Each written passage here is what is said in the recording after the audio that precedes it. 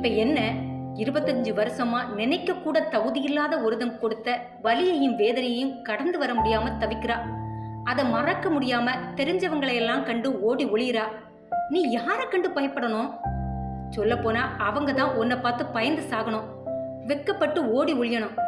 நீ அவங்கள பார்த்து பதுங்குற அளவு எந்த தப்பும் பண்ணிடல. ஸ்ட்ராங்கா இரு. முடியல டாக்டர், எத்தனை முயன்றும் என் மனசை என்னால சரிபடுத்த முடியல. அந்த இடத்துல இருந்து இந்த நொடி வர என்னால நகர முடியல. நானும் முயற்சி பண்றேன், அதை என்னை விட்டு போக மாட்டேங்குது.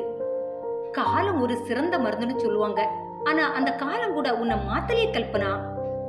அடிபட்ட வடு அடி ஆழத்துல நெருப்பா கொதிக்குது டாக்டர்.